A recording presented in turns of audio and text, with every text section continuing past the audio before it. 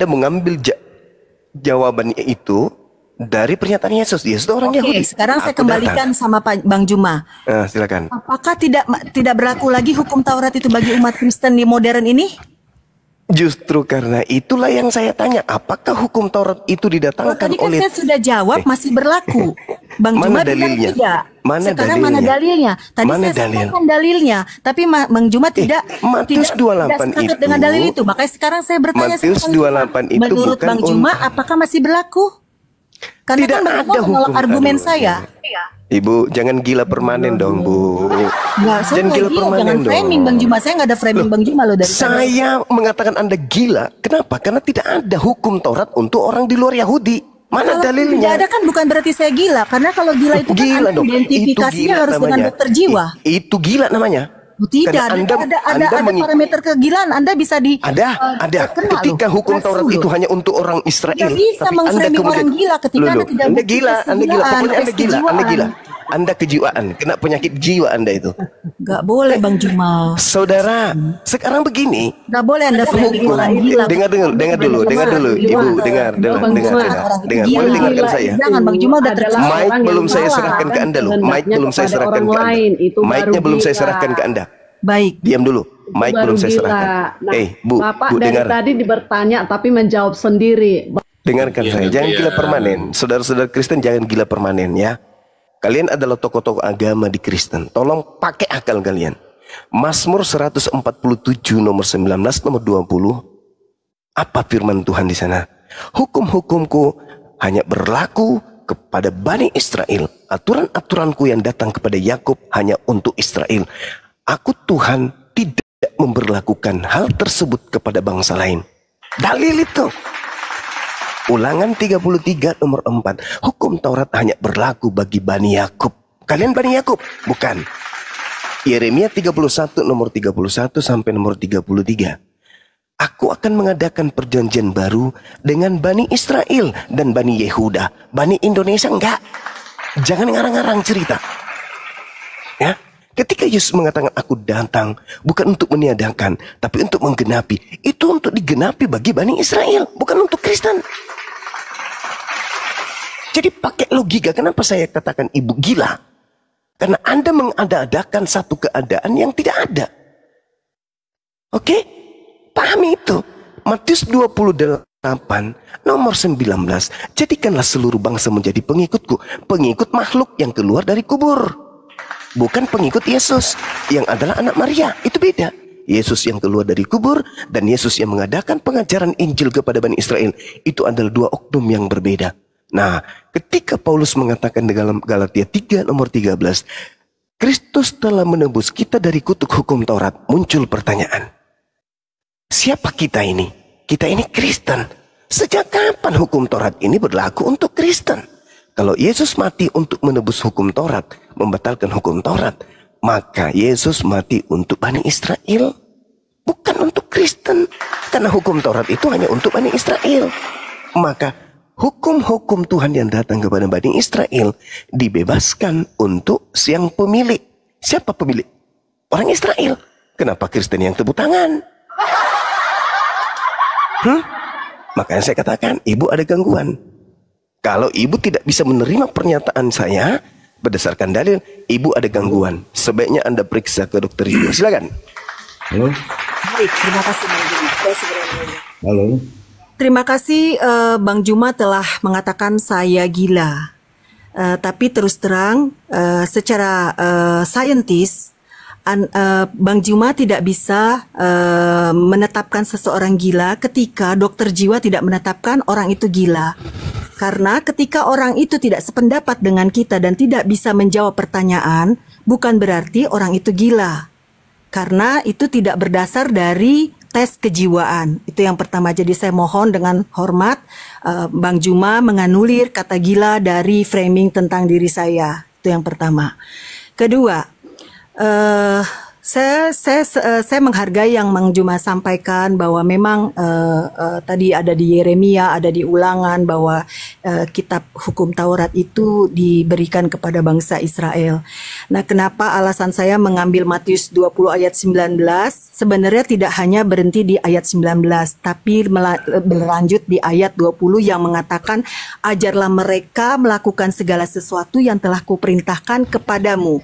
Artinya, ketika kami sudah dibaptis dalam nama Bapa, Anak, dan Roh Kudus, kami pun harus mengikuti ajaran-ajaran Yesus yang dia ceritakan, sampaikan kepada murid-muridnya dan yang dia perintahkan kepada murid-muridnya.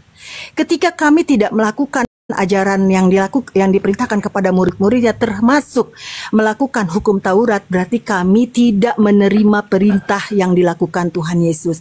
Itulah mengapa saya menjawab secara eksplisit bahwa Tuhan Yesus itu memerintahkan kami melakukan hukum Taurat. Dasar yang pertama itu.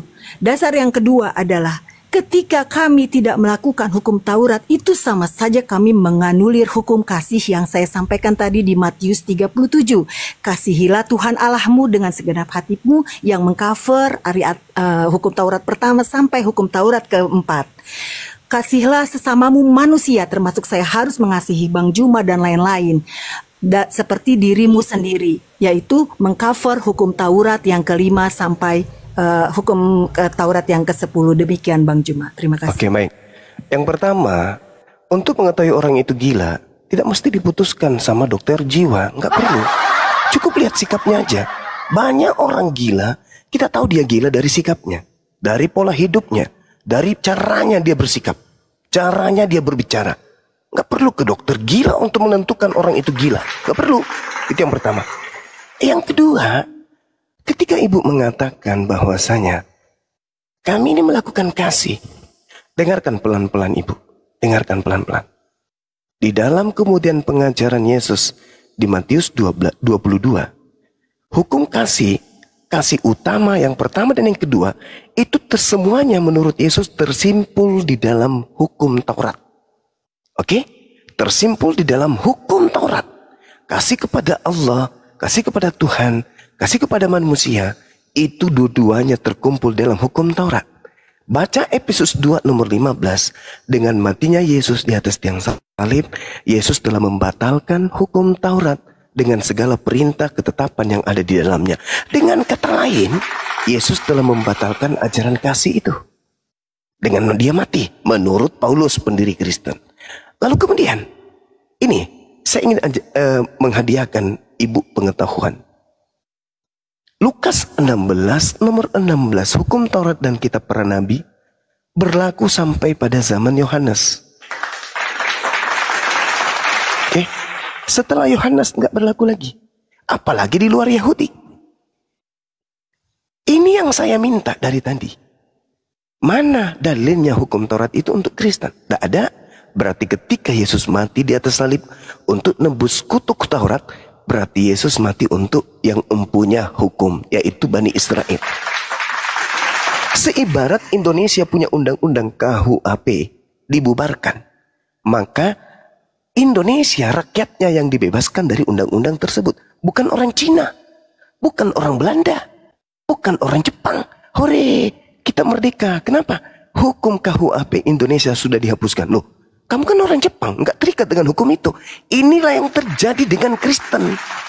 Hukumnya Bani Israel dibatalin di atas salib, Kristen yang tepuk tangan. Atau ada sesuatu yang sengaja dibuat di sana, diada-adakan untuk menipu dunia, seakan-akan Kristen ini berasal dari ajaran para nabi. Kemudian yang terakhir ibu, yang terakhir, ketika ibu mengatakan, lihat Matius 28 nomor 20.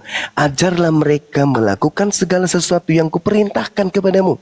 Ibu, Kristen dibentuk tidak ada perintah untuk menyembah Yesus.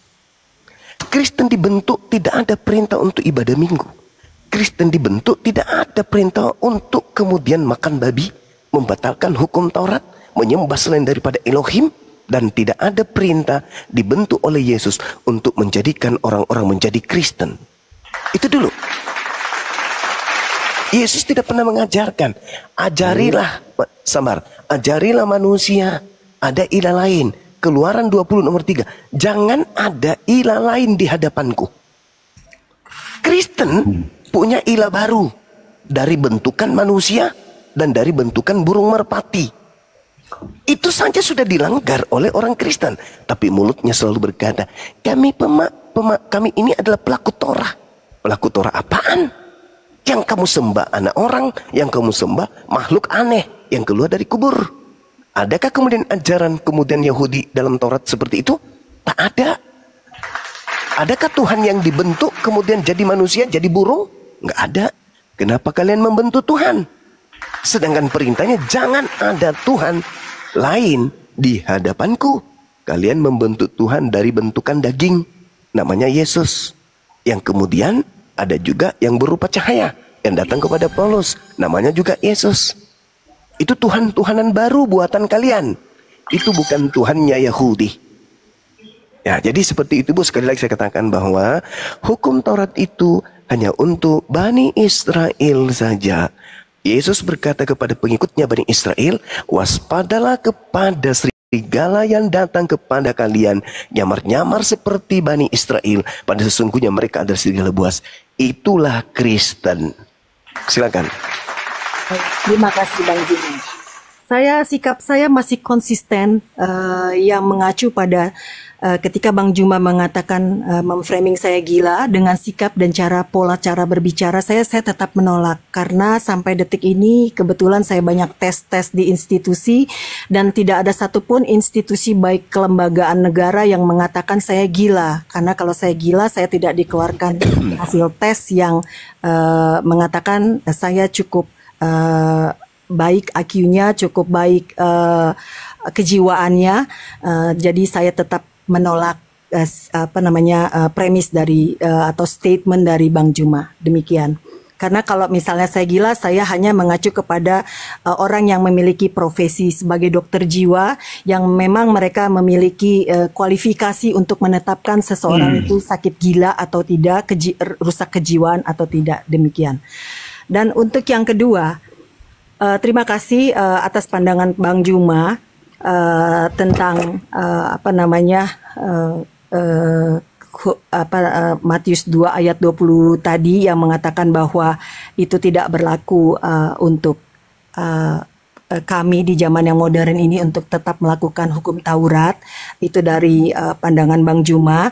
Meskipun saya sudah menyampaikan bahwa kami tetap harus melakukannya karena itu karena hukum kasih itu mengcover dari hukum Taurat tadi. Namun dari pandangan ini justru saya ingin bertanya malah kepada Bang Juma. Di mana tadi sebelumnya sudah diskusi mengenai agama Samawi dan lain-lain, artinya Islam juga mengacu kepada hukum Taurat ataupun Nabi Musa. Pertanyaan saya, apakah ajaran kitab Bang Juma harus melakukan hukum Taurat tersebut sampai hari ini dan itu tidak berlaku bagi umat Muslim karena merujuk kepada literatur yang Bang Juma sampaikan bahwa itu hanya kepada bangsa Israel dan sampai kepada Yohanes Pembaptis, batasan timeline berlakunya hukum Taurat. Apakah itu juga tidak berlaku bagi umat Islam? Itu yang pertama. Mengingat Nabi Israel yang Musa ini memang dia dikhususkan untuk orang Israel, masih masuk di dalam kenabian umat Muslim. Yang kedua, orang Kristen ataupun orang yang percaya Tuhan Yesus Kristus memegang hukum kasih tadi yang saya sampaikan di Matius 37 tadi, yaitu kasihilah Tuhan Allahmu dan kasihilah sesamamu manusia seperti dirimu sendiri. Apakah ada hukum yang seperti ini di Al-Qur'annya Bang Juma yang diyakini dan diimplementasikan oleh umat Muslim? Silakan Bang Juma. Terima kasih. Oke, baik. Yang pertama, saya masih konsisten dengan pernyataan saya. Kalau ibu itu saya identikkan seperti apa yang saya katakan tadi, bukan karena ibu itu makan sampah atau tidak mandi atau ibu itu tidak mengurus tubuh Anda sampai saya mengatakan itu, enggak. Tetapi saya berpola kepada Markus 5, di mana ada orang gila yang kemudian karena kegilaannya dia lari menuju kepada Yesus dan menyembah Yesus. Dan setelah kemudian dia tidak gila lagi, setelah dia waras, dia berhenti menyembah Yesus. Itu maksud saya, Ibu, ya. Baca Markus 5 dari nomor 1 sampai nomor 20. Mudah-mudahan Ibu bisa paham apa maksud saya mengatakan Ibu itu gila. Karena Yesus itu jelas manusia. Yesus itu jelas adalah anak Maria, tapi dianggap Tuhan. Habis itu Ibu mengatakan Ibu tidak melanggar hukum Taurat. Kami masih melakukan hukum Taurat, tapi Ibu menyembah manusia. Itu kan bukan normal lagi, itu gangguan itu, Ibu. Nah, kemudian ketika Ibu berbicara mengenai apakah dalam Islam itu ada pengajaran Taurat, masih menjalankan Taurat, Ibu, umat Islam itu orang waras, Bu. Hukum Taurat itu untuk Bani Israel, bukan untuk kami umat Islam. Bukan. Al-Quran kami jelas menegaskan itu. Wa katabna lahu fil alwahi min kulli syai' mau'idatan wa tafsila li kulli syai' wa khuzha biquwwah wa mur qaumaka ya'khuzu bi ahsaniha saurikum daral fasiqin. Wahai Nabiku Musa, peganglah Taurat itu dan ajarlah kemudian kaummu untuk berpegang teguh kepada hukumku itu sebaik-baiknya. Al-Quran mengatakan hukum Taurat untuk kaumnya Nabi Musa alaihi salam. Tuh, seirama dengan yang saya bacakan tadi. Yeremia 31 nomor 31. Aku akan memasukkan hukum Taurat ke dalam batin setiap Bani Israel. Jadi Bani Israel memahami bahwa hukum Taurat untuk mereka. Al-Quran menjelaskan hukum Taurat itu untuk mereka, bukan kemudian untuk bangsa lain. Nah, kemudian kalau Ibu mengatakan apakah di Islam itu mengajarkan agama kasih, ajaran kasih. Sekali lagi saya katakan, Bu, ya, ajaran kasih itu semuanya terkumpul di dalam hukum Taurat dan kemudian dibatalkan oleh Paulus di dalam Efesus 2 nomor 15. Nah, kalau di Islam coba Anda buka sekali-kali pelajari Al-Quran surah Al-Maidah ayat 32, At-Taubah ayat 6, Al-Muntahana ayat 8, Al-Maidah ayat 13, Al-Jasiyah ayat 14, Asyura ayat 40 dan 45.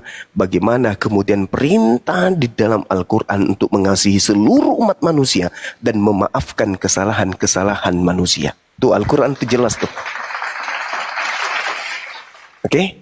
Jadi sekali lagi kita kembali kepada tema bahwa di Kristen itu tidak ada hukum Taurat.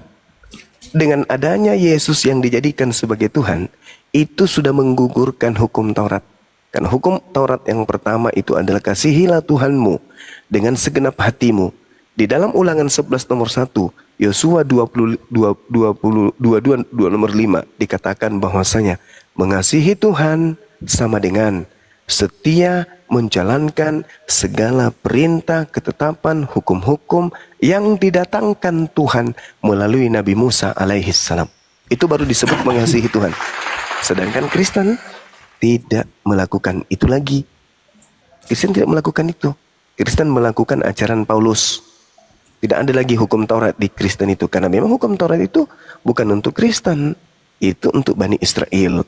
Maka ketika Yesus Kristus mati di atas tiang salib untuk menebus kutuk Taurat, maka yang dibebaskan adalah sang pemilik hukum, bukan Kristen. Demikian. Ibu, PR saya kalau masih mendengar di bawah, silakan baca Markus 5 nomor 1 sampai nomor 20. Ya, jadi gila yang kumaksud bukan makan kutu, bukan makan sampah, bukan yang tidak mandi, yang tidak bisa gigi, bukan. Tapi gila yang kumaksud adalah yang menuhankan manusia.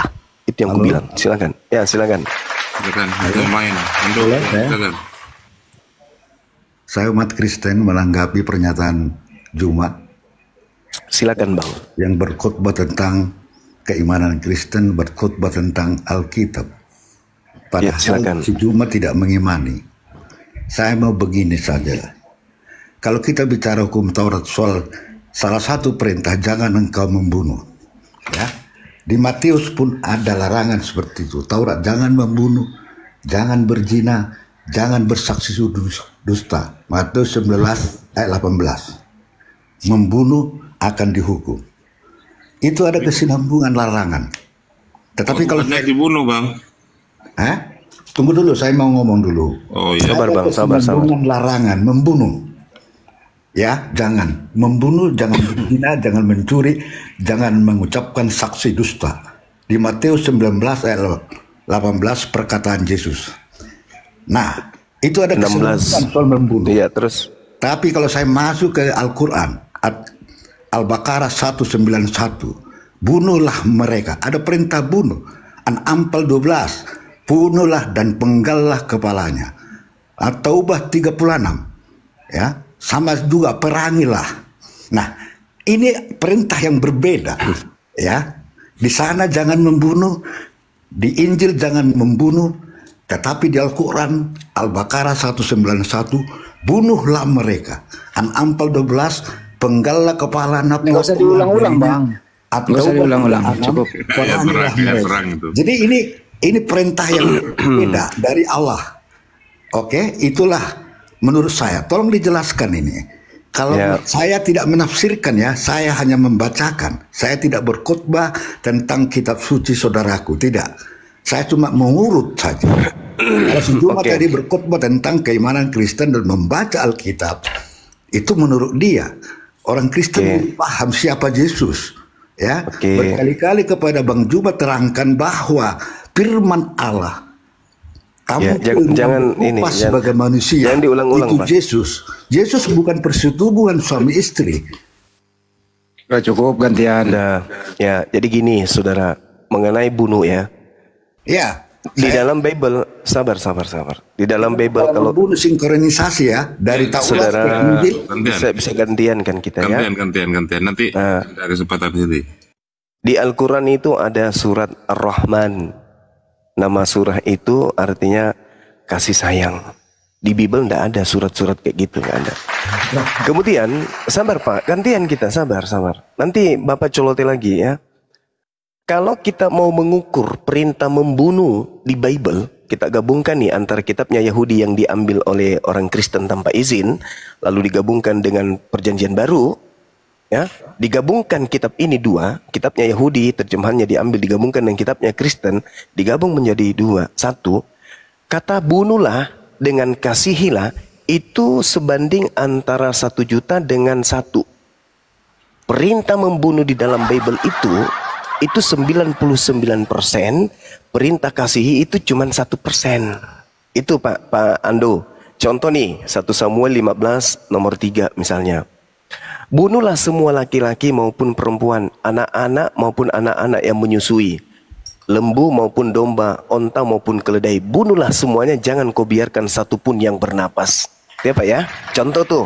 Sedangkan data-data yang Anda bawa dari Quran itu adalah data-data saat perang. Itu dalam keadaan perang, Pak. Itu bukan berbicara mengenai perintah membunuh dan seterusnya. Kemudian, sabar ya. Kemudian, ketika Anda mengatakan terkait bunuh, Matius 19 yang Anda bawa, di situ dikatakan ketika orang itu bertanya kepada Yesus, Guru, apa yang harus aku kerjakan supaya saya bisa masuk surga? Yesus menjawab, jangan kau membunuh. Nah, saya mau bertanya nih kepada Bapak, apakah membunuh Yesus itu bisa menyebabkan orang masuk surga? Apakah membunuh Yesus itu tidak melanggar hukum Taurat? Jangan membunuh. Karena kapan membunuh? Melanggar hukum Taurat. Apakah membunuh Yesus itu melanggar hukum Taurat atau tidak? Jawab, silakan. Untuk saya berbicara tadi, karena tadi terjebak kepada hukum Taurat soal larangan membunuh yang disampaikan kepada Musa. Salah satu adalah jangan membunuh. Tadi Pak Juma menanyakan apakah itu ada di Injil. Saya sampaikan, jangan membunuh, jangan berzina, jangan berdusta. Matius 19 nomor 16 sampai 18. Ada langsung perkataan larangan membunuh. Lalu saya tarik ke Al-Baqarah, bunuhlah. Ini perintah siapa nih? Penggallah kepalanya. Ya, At-Taubah 36, perangilah. Ini perintah. Tadi kan saya sudah menjelaskan Bapak, itu adalah ayat perang. Sedangkan yang tertulis di dalam kitab yang Anda gunakan di dalam 1 Samuel 15 itu lagi tidak perang, tapi diperintahkan membunuh anak-anak, anak laki-laki, anak perempuan, ya, yang menyusui, bahkan anak bayi pun disuruh bunuh. Lembu, domba, onta, keledai disuruh bunuh, dan itu dalam keadaan tidak perang. Kenapa disuruh bunuh? Jadi enggak usah ambil itu, bukan itu poinnya. Sekarang pertanyaan saya, ketika Anda mencoba mengatakan dalam Matius 19, jangan membunuh, pertanyaan saya, apakah membunuh Yesus itu melanggar hukum Taurat? Coba, jawab, silakan.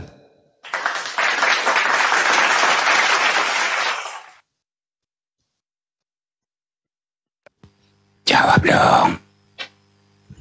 Dibuka aja, Pando.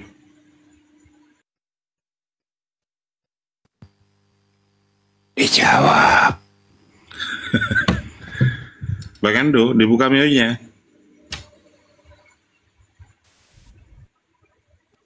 Dijawab itu pertanyaannya. Apakah membunuh Yesus itu melanggar hukum Taurat? Jawab. Sikala makama itu. Assalamualaikum warahmatullahi wabarakatuh. Waalaikumsalam warahmatullahi wabarakatuh. Sikama lakama itu ya. Ingat ya Pak ya, Anda ditunggu di 1 Korintus 15 nomor 17.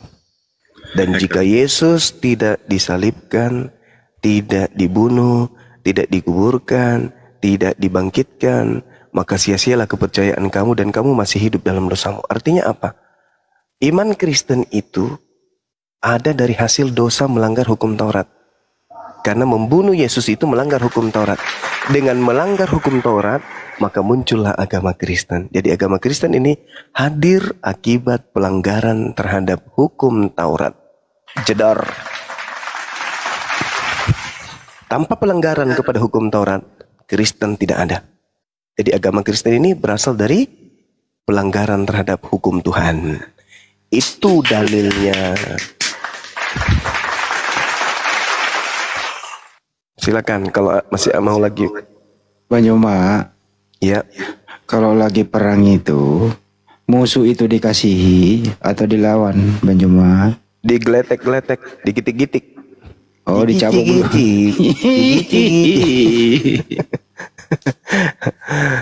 Ya, jadi ya silakan, masih ada Bu, silakan. Ya, tadi maaf teman-teman, tadi saya lowbat banget, jadi saya tadi turun itu. Baik, saya belum mendengarkan lo tadi paparan Bang Juma yang terkait pertanyaan saya tadi. Apakah hukum kasih yang seperti ada di dalam iman Kristiani itu, apakah ada di dalam hukumnya Bang Juma di Al-Quran Bang Juma dan diimplementasikan? Bu, surah Al-Rahman Bu, sudah dijawab. Biarin. Kan dia nggak dengar, nggak apa-apa. Bagus kok pertanyaannya.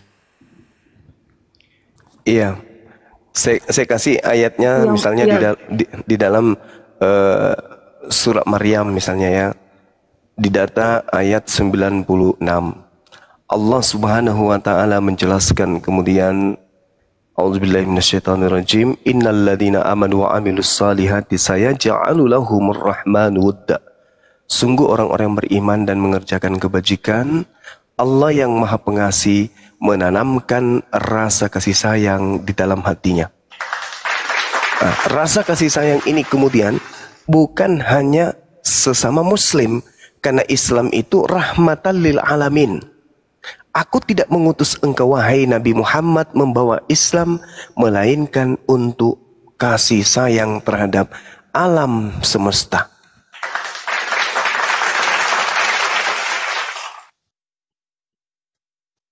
Oke. Itu ya Bu ya? Ya, seperti itu. Baik, saya menerima Bang Juma. Apakah ini termasuk juga kepada Islam atau Muslim yang melakukan pembakaran gereja dan lain-lain? Apakah mereka mengerti hukum yang tadi Bang Juma sampaikan? Kemungkinan dia tidak mengerti. Kemungkinan dia tidak mengerti karena Islam itu tidak mengajarkan seperti itu. Andai saja Islam mengajarkan seperti itu, Kristen sudah habis di Indonesia. Kenapa? Karena Indonesia sebelum merdeka itu dijajah oleh manusia yang beragama Kristen dan juga Katolik.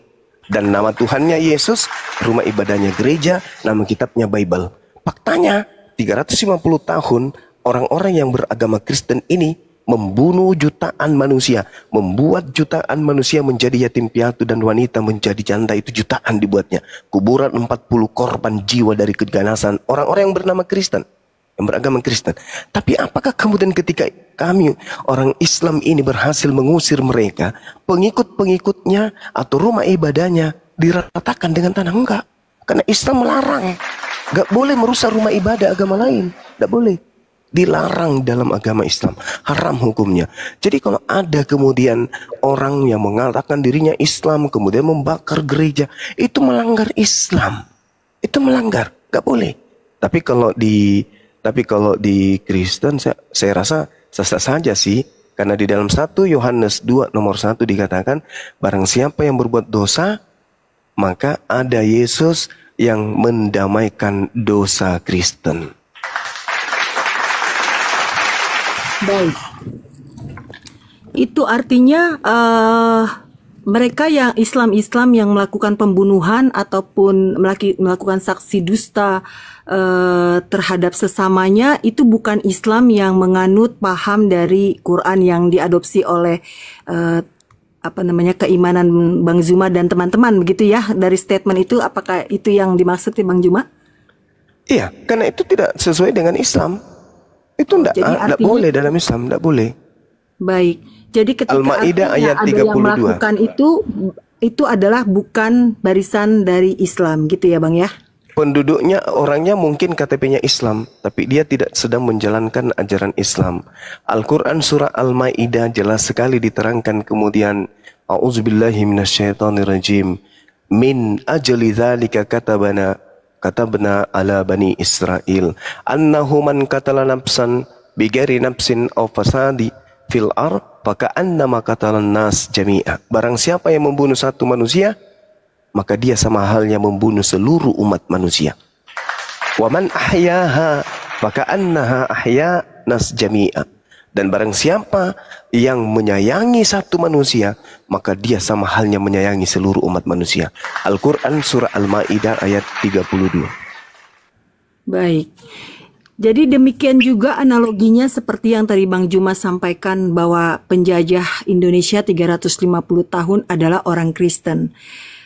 Seperti tadi saya nyatakan bahwa ketika orang Kristen, makanya saya sampaikan hukum Taurat itu tetap dilakukan sampai hari ini. Karena jika dia melanggar hukum Taurat, dengan otomatis dia melanggar hukum kasih yang diperintahkan Tuhan Yesus ya. Nah demikian juga yang penjajahan 350 tahun, sama seperti yang Bang Juma tadi paparkan, Islam yang membunuh, Islam yang sengaja memiliki motivasi untuk menghancurkan gereja dan membunuh jemaat yang sedang merayakan Natal.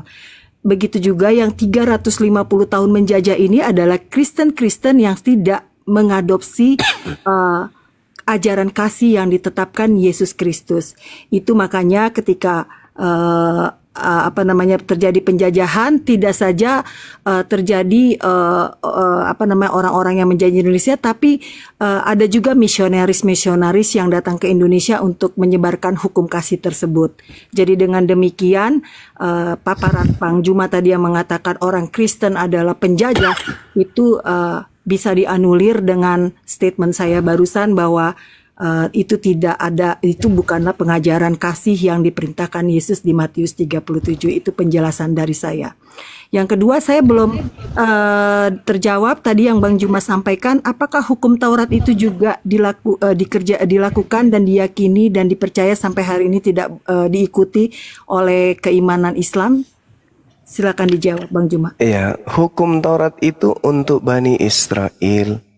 Al-Quran surah Al-A'raf ayat 144 dan 145. Wahai Musa, ajarlah kaummu untuk berpegang teguh kepada Taurat. Tuh, Al-Quran surah Al-A'raf ayat 144 dan 145. Kami ini bukan umat yang tidak punya harga diri, tidak plagiat kami ini. Kami bukan penyamar-penyamar. Hukum itu hanya untuk Bani Israel. Kami punya Al-Quran dong. Kami nggak mau menggunakan kitabnya orang. Cuman Al-Quran itu diwahyukan oleh Allah untuk menjelaskan sebagian dari isi Taurat.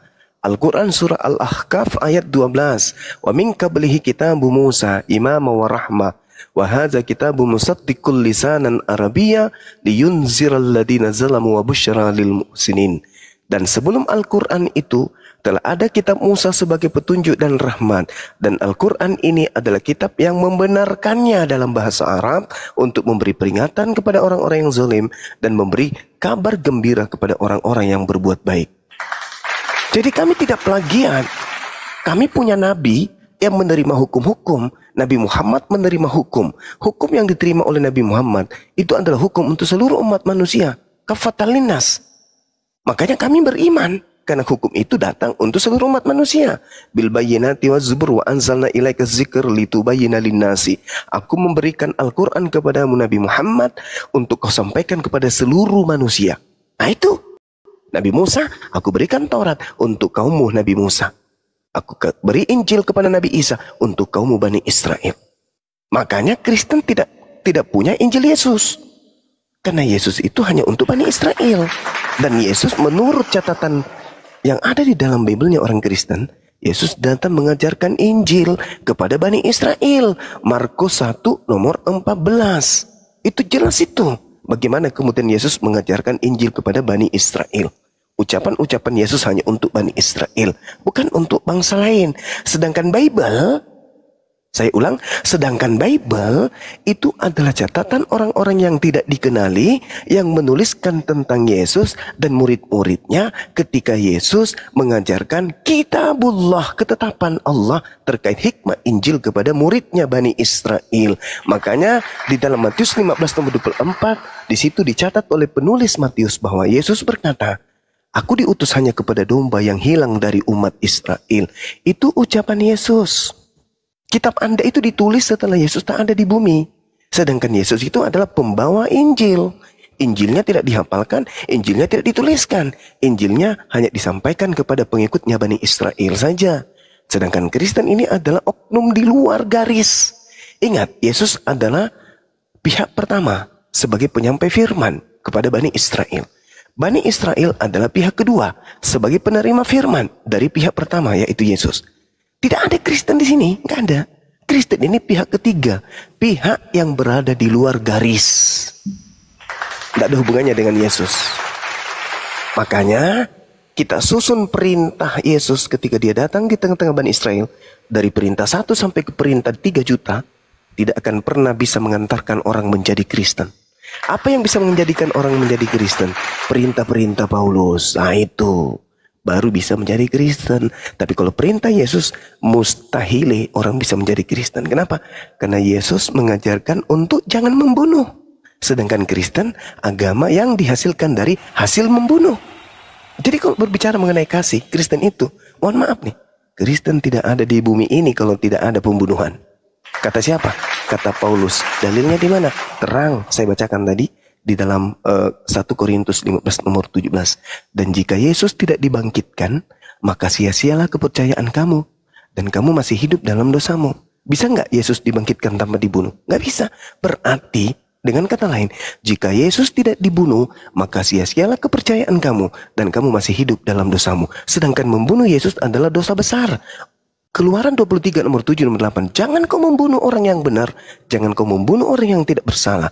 Sebab aku Tuhan tidak akan membenarkan orang yang bersalah. Amsal 6 nomor 16. 6 perkara yang dibenci oleh Tuhan. Bahkan 7 kekejian di dalam hatinya. Yaitu menumpahkan darah orang yang tidak bersalah. Berarti menumpahkan darah Yesus itu adalah kekejian dan hal yang sangat dibenci oleh Tuhan. Berarti membunuh Yesus yang adalah orang benar itu adalah melanggar firman Tuhan. Bahkan Yesus mengatakan Matius 19, jangan kau membunuh. Berarti tanpa pembunuhan Kristen tak ada. Tapi dengan adanya pembunuhan manusia jatuh ke dalam dosa. Jadi kesimpulan saya, pembunuhan kepada Yesus bukan menebus dosa, tapi pembunuhan kepada Yesus melahirkan dosa. Catat itu Ibu, silakan. Terima kasih. Tadi Bang Juma mengatakan bahwa Al-Quran itu untuk menjelaskan sebagian isi Taurat saja ya. Jadi artinya tidak melakukan hukum Taurat sampai hari ini. Jadi itu sebabnya mungkin sebagian Islam gagal paham untuk menginterpretasikan ajarannya sehingga dia masih tetap membunuh karena tidak dikunci oleh hukum Taurat sampai sekarang ya. Jadi saya sekarang mulai mengerti. Lalu yang kedua adalah tadi Bang Juma mengatakan bahwa agama Kristen lahir dari pembunuhan. Mungkin saya lebih sepakat agama Kristen lahir dari kematian Yesus Kristus, karena pembunuhan yang tadi Bang Juma rujuk dari 1 Korintus 15 ayat 17 di mana Paulus mengatakan jika Kristus tidak dibangkitkan maka sia-sialah kepercayaan kamu dan kamu masih hidup dalam dosamu. Ya, karena ini panjang dan lebar ini sebenarnya untuk menjelaskan perikop ini. Saya mungkin di lain waktu mau bertemu lagi dengan Bang Juma untuk kita lebih depth untuk membahas perikop ini. Jadi yang Bang Juma katakan tadi bahwa Yesus itu Kristen itu hasil dari pembunuhan, itu tidaklah benar statement seperti itu ataupun premis seperti itu, karena pembunuhan itu tidaklah diizinkan oleh hukum Taurat yang dimana saya tadi mengatakan bahwa saya konsisten mengatakan bahwa hukum Taurat itu tetap harus dilakukan hingga hari ini. Jadi ketika pembunuhan itu pun terjadi, bukanlah orang-orang yang percaya kepada Yesus, bukanlah orang-orang yang menyukai Yesus. Yesus dibunuh oleh orang-orang yang memang membenci Yesus. Jadi bukan orang-orang yang memang mengikuti ajaran Yesus saat itu, bukan orang-orang yang menyerahkan dirinya untuk dibaptis oleh Yohanes saat itu, karena saat itu adalah Yohanes menjadi Yohanes Pembaptis di zaman Yesus memberitakan Injil ataupun bukan Injil, saya ralat, di zaman Yesus berada di dunia saat itu. Jadi untuk selanjutnya mungkin saya akan masuk ke Komal Bang Juma. Karena malam ini saya tadi udah live dari pagi, mohon izin kita bisa sambung di Komal berikutnya Bang Juma. Salam kenal dari saya. Iya, sama-sama Ibu. Terima kasih telah melakukan pencerahan dan diskusi. Buat Bang Handi juga terima kasih, salam kenal. Tadi mohon maaf agak sedikit ini tektokan karena tadi saya memang sengaja lagi kulo nuwun aja karena saya tadi habis kirim message sama Bang Arif ya. Makasih Bang Arif hostnya telah mengundang saya untuk berdiskusi di ruangan ini. Buat teman-teman yang lain mohon maaf jika ada salah kata maupun hal-hal yang tidak menyenangkan. Terima kasih, salam damai semuanya. Mohon izin saya turun, nanti kapan-kapan saya bisa bertandang ke rumah-rumahnya Bang Juma. Baik. Ya. Terima kasih. Silakan Ibu juga. Saya juga terima kasih dan sekalian minta maaf ketika ada kata saya yang kurang berkenan untuk Ibu. Itu hanya sekedar untuk bahan kita untuk berpikir ya. Oke, saya lanjutkan. Ibu terima kasih, sehat selalu. Saya menunggu. Ya, baik. Saya menunggu Ibu kapan hari lagi untuk berdiskusi dengan saya ya. Baik. Saya ingin oke. Saya ingin izin aku live ya. Terima kasih ya, teman-teman. Makasih Ibu, makasih. Makasih. Selamat malam semua. Ya, Ibu. Jadi teman-teman sekalian, Ibu ini mengatakan bahwa pantasan aja di Islam itu masih bisa membunuh kata dia kan. Nah, ini cara licik yang memang diajarkan dari agamanya gitu. Mereka harus cerdik, ya cerdik seperti ular. Memang seperti itu mereka. Di dalam 1 Filipi 1 nomor 18 terkait pemberitaan tentang Yesus, mereka boleh dengan cara menipu, dengan cara jujur, dengan cara palsu boleh, mengelabui boleh. Padahal tadi saya sudah membacakan ayatnya. Barang siapa yang membunuh satu manusia, sama halnya dia membunuh seluruh umat manusia. Ada nggak dalil itu di kitab mereka? Nggak ada. Nggak ada. Nggak ada. Al-Quran mengatakan walladzina la yud'una ma'allah ilahan akhara wa la yaqtuluna an-nafsa allati harramallahu illa bil haqq wa la yaznun wa may yaf'al dzalika yalqa adzama. Al-Quran mengatakan itu. Tidak boleh membunuh. Tidak boleh membunuh, diharamkan oleh Allah. Itu dalilnya. Tidak boleh membunuh manusia. Haram hukumnya dalam Islam. Lalu kemudian tadi sudah saya bacakan ya dalam surah Al-Maidah, jangan membunuh. Barang siapa membunuh satu manusia, sama halnya membunuh seluruh umat manusia. Sedangkan di dalam kitab mereka yang mereka pakai, yang dipraktekkan oleh Belanda, Ulangan 20 nomor 10. Apabila engkau mendekati suatu kota untuk berperang melawannya, maka haruslah engkau menawarkan perdamaian kepadanya. Apabila kota itu menerima tawaran perdamaian, tadinya kupikir, oh, ketika mau berdamai akhirnya damai-damai aja. Ternyata tidak. Apabila kemudian mereka menerima perdamaian itu, mereka membukakan pintu gerbang kotanya untukmu, maka haruslah semua orang yang terdapat di situ melakukan pekerjaan rodi bagimu dan menjadi budak bagimu. Gila nggak ini ajaran? Ini yang diperhatikan oleh Belanda.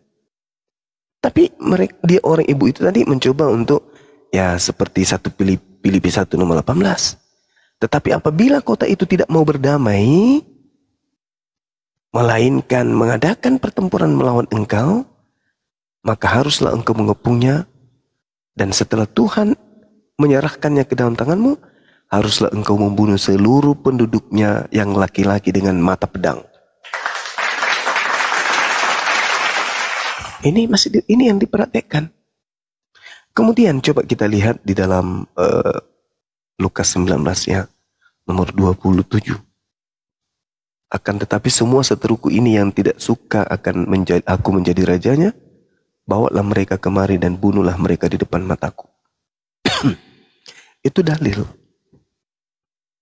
Nah, di mana kemudian agama Kristen ini disebarkan dengan masuk ke satu tempat dengan tidak seperti yang diperhatikan Belanda? Ada enggak? Coba sebutkan kepada saya. Ada. Enggak ada. Ada enggak? Enggak ada ya? Ada. Lukas 19:27. Kemudian sedikit lagi teman-teman. 10 hukum Taurat itu semuanya tertuang di dalam Al-Quranul Karim. Di dalam Al-Baqarah ayat 163. Tidak boleh menyembah selain daripada Tuhannya Ibrahim, Ishak dan Yakub. Tidak boleh. Jangan ada ilah lain selain daripada Tuhannya Abraham, Ishak dan Yakub. Enggak boleh. Sedangkan mereka mengadakan Tuhan di luar Tuhannya Bani Israel. Tuhannya Abraham, Ishak dan Yakub.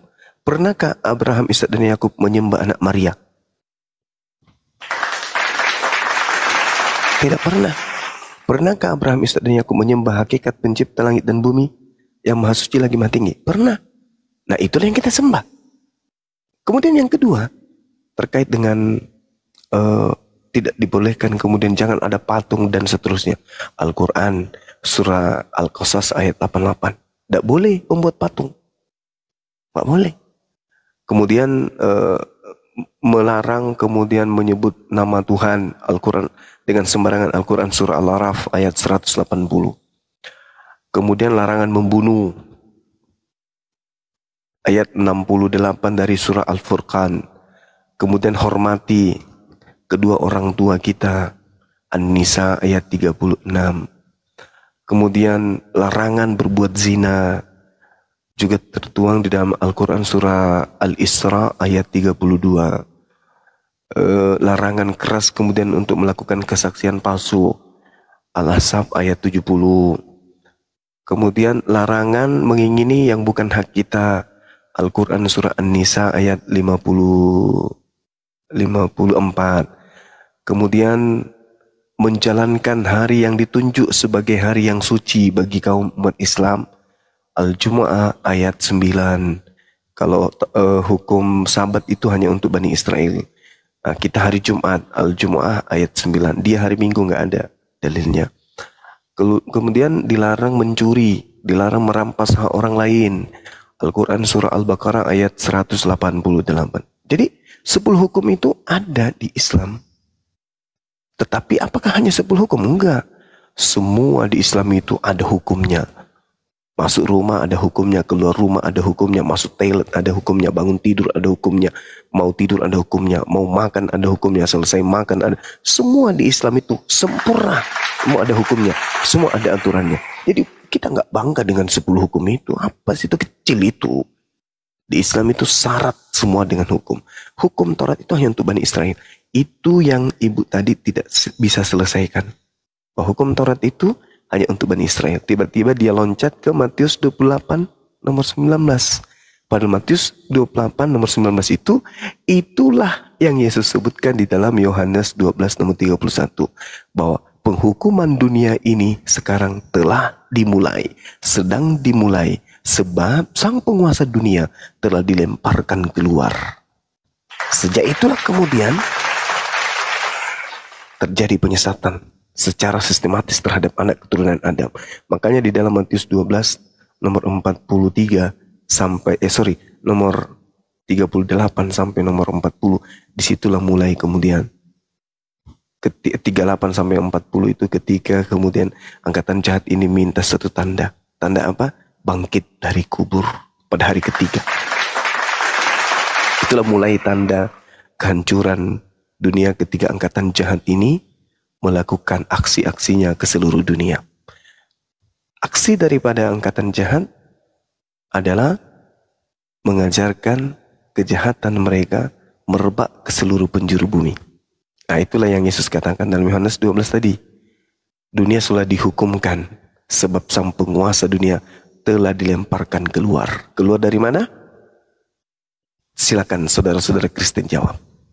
Saya kira begitu, teman-teman. Terima kasih.